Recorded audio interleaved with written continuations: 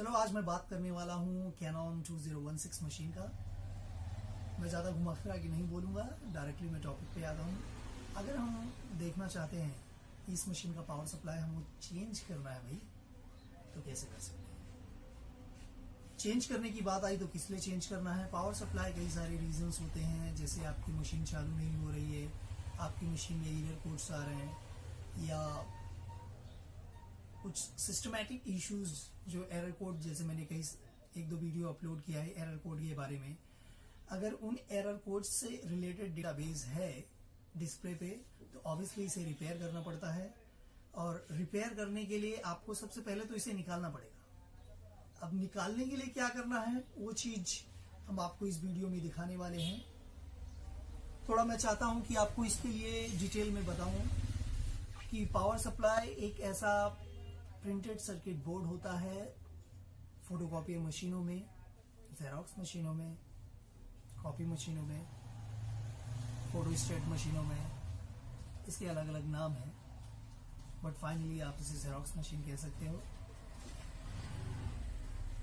जब ये सारी चीजें कंक्लूजन्स और कंसेप्ट और डेटाबेस ये सारी चीजें मिलती हैं तो आपको बहुत सारी नॉलेज मिलते हैं जिससे आपको समझने, क्योंकि ये सारी चीजें हम हमेशा बहुत केयरफुल होके करें तो अच्छा है।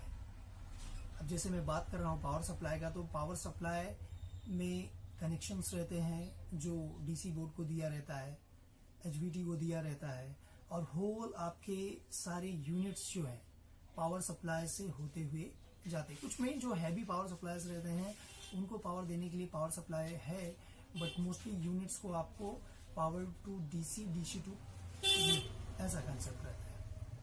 अगर आपकी किसी हैवी, जिस आपका हीटर यूनिट जो रहता है वो सेपरेटली पावर सप्लाई से अटैच्ड रहता है, और सारी चीजों को पावर देने के लिए जो आपका मशीन है वो power supply connected with the DC board, DC board से कनेक्ट रहता है, और डीसी बोर्ड अदर यूनिट्स को पावर सप्लाई करते हैं।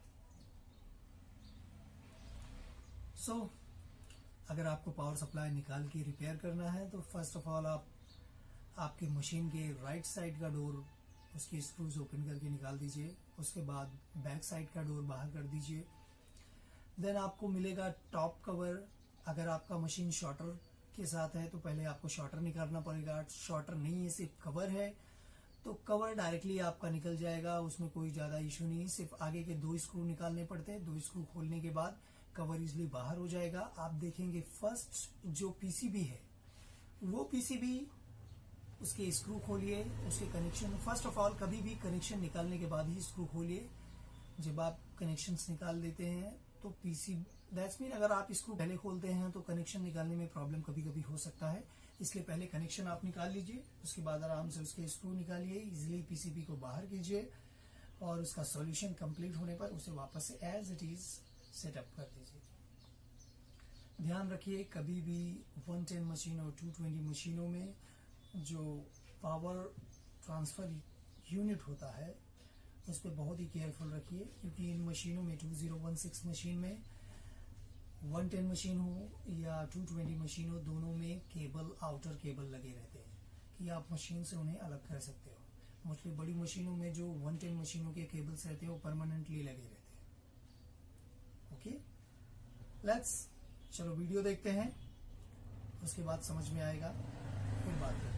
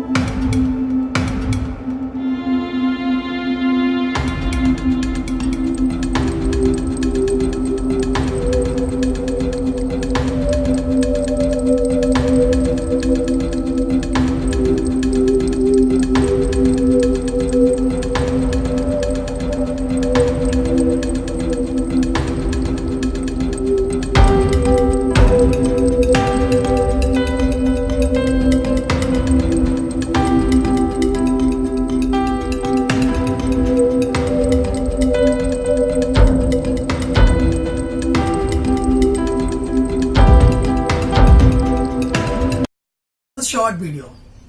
समझ में आया? नहीं समझ में आया तो इससे रिलेटेड और सारे वीडियोस भी हैं 2016 मशीन के। आप मेरे YouTube चैनल के प्लेलिस्ट में जाइए, वहाँ सेपरेट मैंने इसके डेटाबेस रखे हैं।